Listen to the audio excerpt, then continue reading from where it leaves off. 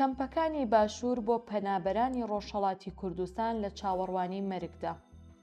ئەم بابەتە لە شاپەرێز وەرگیراوە.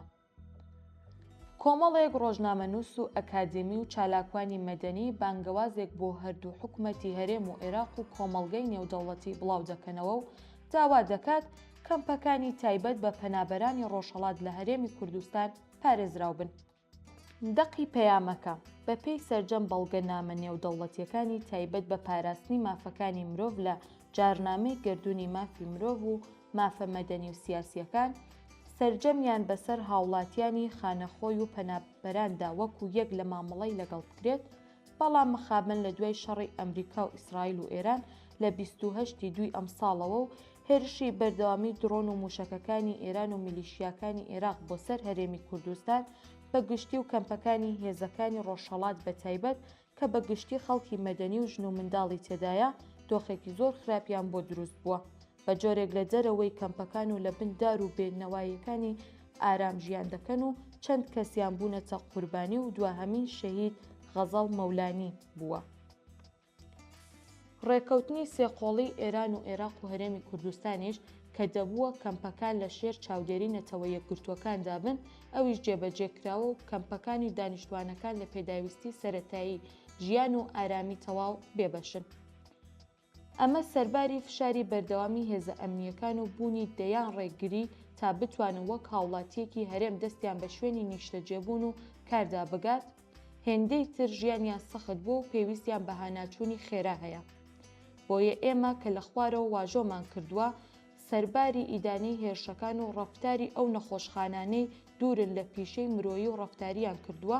داوا دەکەین حکوومەتی عێراق و هەرێم هەموو هەوڵێک بدەن تا هێرشی سەر کەمپەکان و خەڵکی مەدەنی کۆتایی پێبهێنرێت.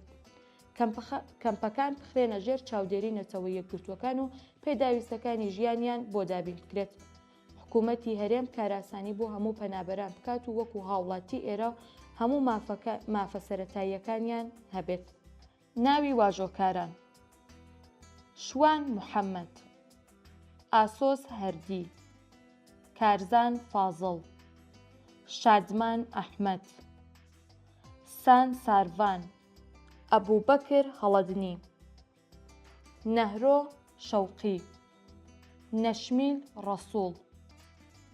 تەلار کەماڵ، شەدەب بەشیر چالاکوان، ئازوا گۆڵی مەحموود، شیرین سەبور ڕۆژنامەنووس، بەهار مونزیر چالاکوانی مافەکانی ژنان، گوڵستان سەعید مەحەممەد، بڕوا ئەسعەد ڕۆژنامەنووس، ستارە عارف ڕۆژنامەنووس،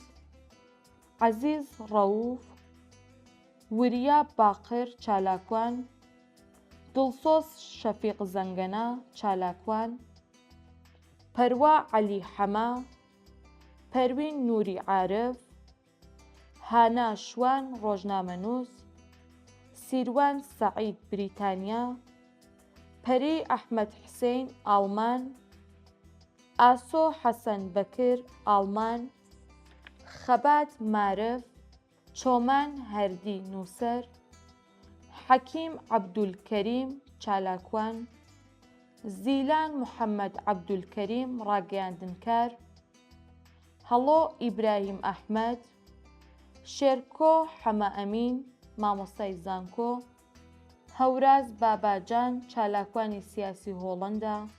دوکتەر جەعفەر عەلی مامۆستای زانکۆ،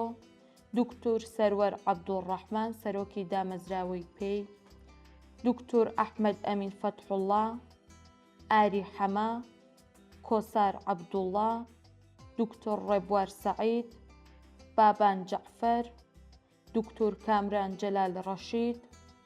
دانا نووری پارێزەر، خەبات مارف، وریا باقر چالاکوان، سەردەشت موحەممەد، ئیبراهیم مەجید فەرەج، سنوور کەریم ڕۆژنامەوان، بڕوا ئەسعەد ڕۆژنامەنووس، سنوور کەریم، پەروا عەلی، فەرهاد بەرزنجی، پەروین حوسێن سادق داکۆکەکار، هێمن کەریم، هەڵۆ ئیبراهیم ئەحمەد، کەمال ڕەوف، هاوکار عیززەت میکی، ڕێزان شێخ دلێر، دوکتەر یوسف حەمەد ساڵح مستەفا، فەرهاد بەرزنجی، سنوور کەریم ڕۆژنامەنووس، دکتور نەشمیل ڕەسوول، گوڵستان سەعید محەممەد، ئارام حاجی مافناس و توێژەر سلێمانی، سەردەژ محەممەد، بابان جەعفەر، حەکیم عەبدولکەریم، بەیان ئیبراهیم ڕاگەیاندنکار، دکتور جەعفەر عەلی مامۆستای زانکۆ، ئاڵا کەماڵ، ئارام گاهەر چالاکوان، ئارام عەلی هونەرمەند، پەروین عەزیز چالاکی مەدەنی، سەعید سەنەندەجی چالاکوانی سیاسی، سروە عوسمان نووسەر و چالاکوان،